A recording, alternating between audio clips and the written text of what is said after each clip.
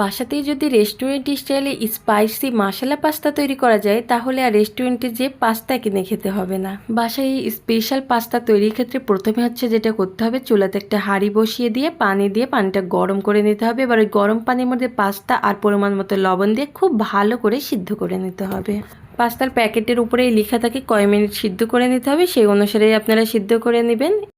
তো পাস্তাগুলো দেখুন খুব ভালোভাবে সিদ্ধ হয়ে গেছে। এবার হচ্ছে আমি উঠিয়ে নিচ্ছি গরম পানি থেকে, ছাঁকনা দিয়ে ছেঁকে উঠিয়ে নিচ্ছি। আর এটা একটু ঠান্ডা পানি দিয়ে ধুয়ে রেখে দেব। এবার হচ্ছে আমি একটা প্যান বসিয়ে দিলাম, সেখানে পরিমাণ মতো তেল দিয়ে দিলাম। তেলটা চারিপাশে একটু ছড়িয়ে নিচ্ছি কারণ এখানে আমি ডিম ভেজে নেব। তো ছড়িয়ে নেওয়া হয়ে গেলে এখানে একটা ডিম ফাটিয়ে দিয়ে দিচ্ছি। ডিমটা ভেজে নেওয়ার ক্ষেত্রে আপনারা একটা জিনিস লক্ষ্য করবেন যে চুলার হিটটা বেশি দিবেন না। সেক্ষেত্রে ডিমের কোনো অংশ যদি একটু বেশি কালার হয়ে যায় সেক্ষেত্রে কিন্তু এটা পাস্তার সঙ্গে মিশানোর পরে দেখতে ভালো লাগবে না, এবং ডিমটা ছোট ছোট টুকরো করে এরকম সাইজ করে নেবেন, তাহলে দেখতে ভালো লাগবে। রেস্টুরেন্টে যে কোনো খাবার পরিবেশনের ক্ষেত্রে দেখবেন যে ওরা এই উপরে ডেকোরেশনের ক্ষেত্রে খুব বেশি গুরুত্ব দেয়। এবার হচ্ছে প্যানে আবারও তেল দিয়ে দিলাম। এরপরে হচ্ছে একটা পেঁয়াজ কুচি আর কয়েকটা রসুনের কোয়া কুচি করে দিয়ে হালকা ব্রাউন কালার করে ভেজে নেব। হালকা ব্রাউন কালার আসলে এর মধ্যে একটা টমেটো ছোট ছোট টুকরো করে কেটে দিলাম। এবার টমেটোটাও কয়েক সেকেন্ড নাড়াচাড়া করে এই পেঁয়াজের সঙ্গে এবং রসুনের সঙ্গে একটু ভেজে নেব। এবার হচ্ছে অল্প সামান্য একটু পানি দিয়ে ঢাকনা দিয়ে ঢেকে টমেটোটা 3-4 মিনিটের মতো সময় নিয়ে রান্না করে নেব। সেক্ষেত্রে টমেটোটা অনেক বেশি সফট হয়ে যাবে। আর এর মাঝখানে 2-1 বার ঢাকনাটা উঠিয়ে টমেটোটা একটু নাড়াচাড়া করে নেব।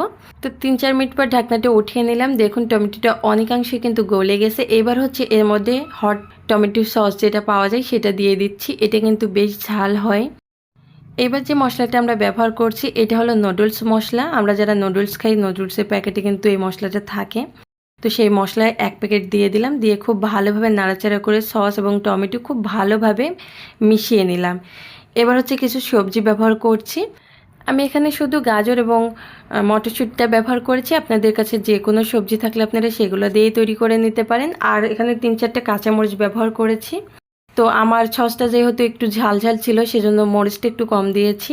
এবার এই মশলার সঙ্গে সবজিগুলো খুব ভালোভাবে কষানো হয়ে গেলে 1-1.5 মিনিটের মতো এবার সিদ্ধ করে রাখা পাস্তাটা দিয়ে দিচ্ছি। পাস্তাটা খুবই ভালো করে সময় নিয়ে অন্তত 4 থেকে 5 মিনিটের মতো সময় নিয়ে তো কষিয়ে নিতেই হবে। সেক্ষেত্রে পাস্তার মধ্যে সব মশলা সস খুব ভালোভাবে ঢুকে যাবে।